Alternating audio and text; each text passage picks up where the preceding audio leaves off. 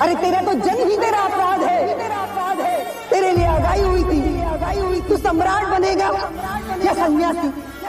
इसीलिए तेरे राजा पिता ने सारे नगर के दरिद्र, रोगी, दुखी, वृद्ध लोगों को देश के बाहर किया, उनको धोखा दिया और ये अंधेर नगरी बसाई तेरे।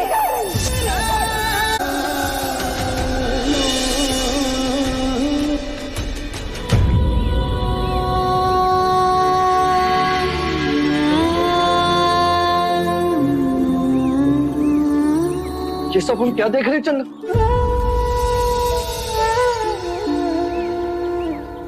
ये सभी अपने पूर्व जन्मों के कर्म फल भोग रहे हैं युवराज। कर्म? पर कर्मफल से तो मनुष्य धनिक बनता है या दरिद्र, ये सुना है। पर ये मनुष्य क्या ये भी कर्मफल का परिणाम है?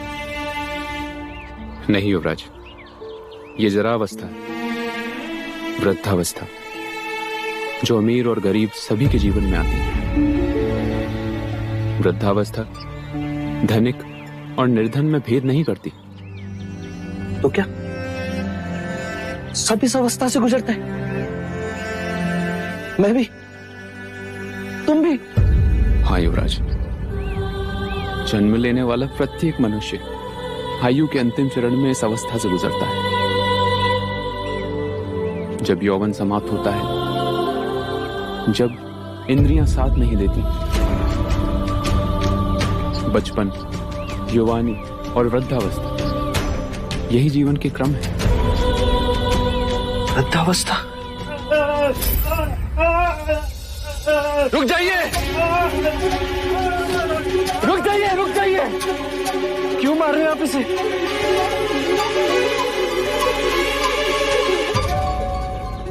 नहीं युवराज, ये क्या कर रहे हैं आप? राज, ये रोगी है।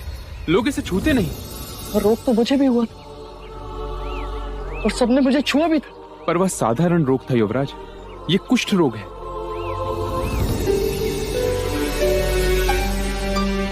कुष्ठ रोग? तो क्या ये भी सबको होता है? नहीं युवराज, पर इन जैसे कई रोग हैं जिनसे मनुष्य घिर जाता है।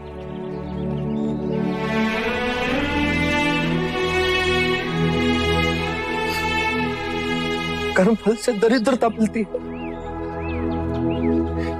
कर्मफल से मनुष्य रोगी होता है। क्या ऐसा कोई मार्ग नहीं जिससे कर्मफल को बदला जा सके, जिससे संसार के सारे दुखों को हम मिटा सके, जिससे यौवन और धन चिरंजीवी हो जाए? कैसे होगा चिरंजीवी जब तक तुम जैसे जन्म लेते रहेंगे?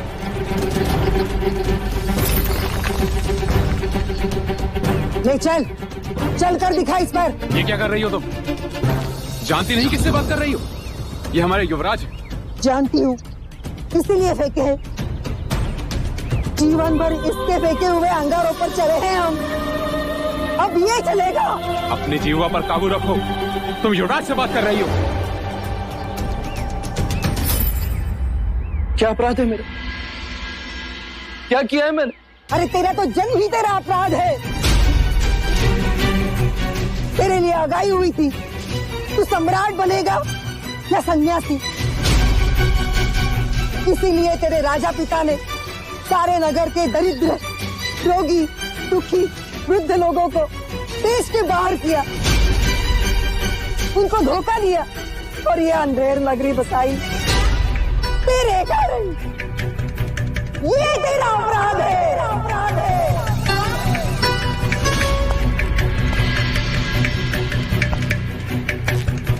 पर ऐसा क्यों? अरे कोई दुख तेरे आंखों के सामने नहीं आए और तू बैरागी ना बने, इसलिए हम सब तो अपने आंसुओं में डूब गए, केवल तेरे कारण। तू जानता भी है इस नगरी के लोगों ने किसका मंदिर बनाया है? यम का मंदिर बनाया है, ताकि वो प्रसन्न हो और हमें इस यातना से छुटकारा मिले।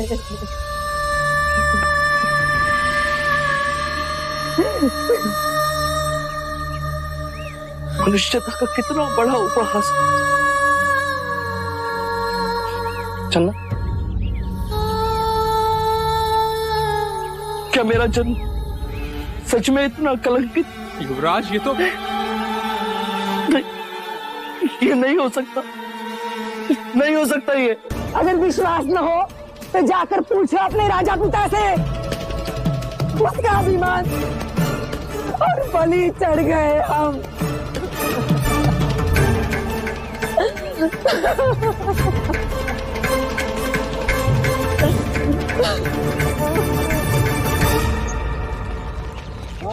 सत्य सत्य सत्य सत्य सत्य सत्य सत्य सत्य सत्य सत्य सत्य सत्य सत्य सत्य सत्य सत्य। कहिए महाराज, और कितने वेद छिपाए आपने? ना मुझे मेरी माँ के विषय में बताया, ना नई नगरी के बारे में। एक बार भी आपने ये नहीं सोचा कि जब आपका पुत्र बड़ा होगा और जानेगा, उसके कारण कितने लोग बेघर हो गए, कितने लोगों को नगर बाहर निकाल दिया गया था, तो वो क्या सोचेगा? क्या कभी वो स्वयं को क्षमा कर पाएगा?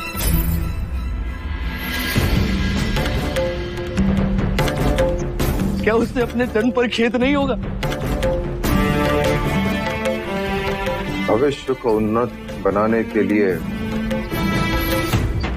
वर्तमान का बलिदान देना ही पड़ता है।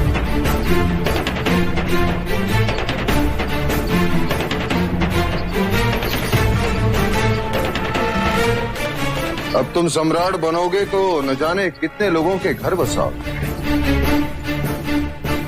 उन्नति लाओगे। एक योग्य राजा भाग्य से मिलता है प्रजा को, और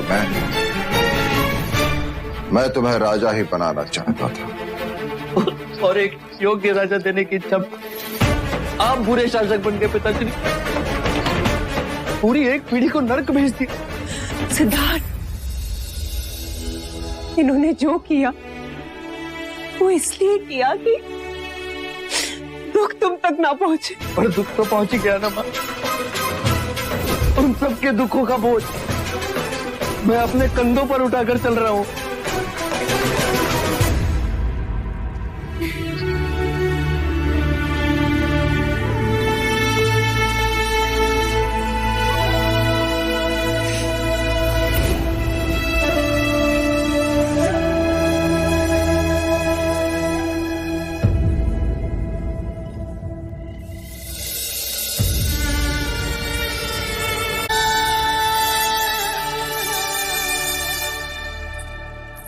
आर्य, आर्य,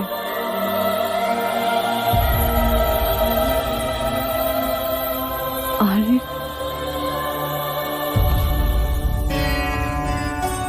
मैं राजा बनना नहीं चाहता गोपा। मैं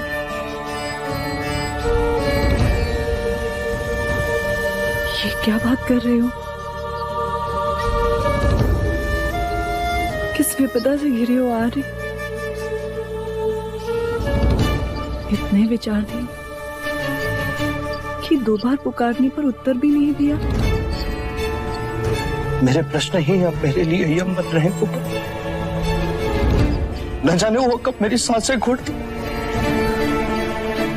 क्या हुआ? ऐसी क्या घटना हुई?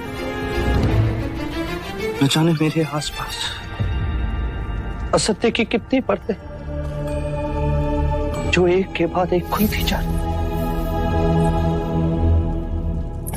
जब सब खेल रहे थे तब मुझे महल से बाहर जाने की अनुमति नहीं थी। मुझे बाहर जाने क्यों नहीं थी वो सत्य आज उजागर हुआ जब मैंने जन्म लिया। मेरी मां केवल 7 दिनों में यमाधीन हो गई। मेरे जन्म के साथ असित मुनि ने मेरे सन्यासी बनने की भविष्यवाणी की और मैं सन्यासी ना बनूं, इसीलिए नई नगरी बनी। और आज मैंने वो भी देख ली, दुख की चरम सीमा भी देख ली। निर्धन, रोगी, वृद्ध, मृतक, निर्धन और धनी का कर्म चक्र, जन्म और मरण का निरंतर चक्र। मृत्यु सभी को आनी है को, चाहे वो निर्धन हो या धनी। वृद्धत्व किसी को नहीं छोड़ता, ना ब्राह्मण को, न क्षत्रिय को, न वैश्य को, न शूद्र को। मैंने उन वृद्धों की झुर्रियों में लिखे दुखों को पढ़ लिया है को, और अब स्वयं अपने ही जन्म को कोसने लगा।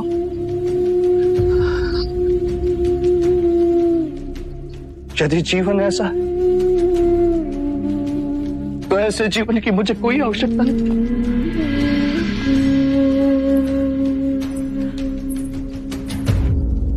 सोच को इतनी सीमित ना बनाओ आर्य कि दुख के आगे देख ना सको। आपने जीवन के बारे में जाना, पर ये क्यों भूल गए कि जीवन में प्रेम भी है और विश्वास भी। स्नेह से सारी पीड़ाएं नष्ट होती हैं।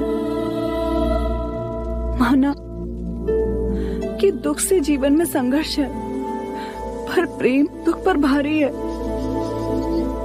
देखो,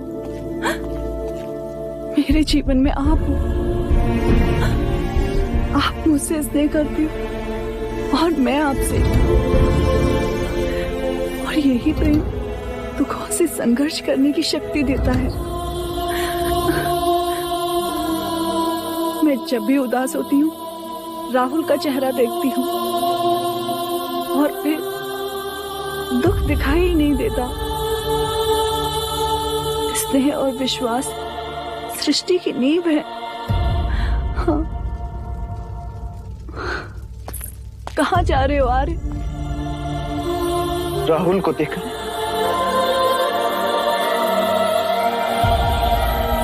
हाथ फैलाऊं तो तुम्हें छू सकती हूँ, फिर भी क्यों लगता है कि तुम दूर हो।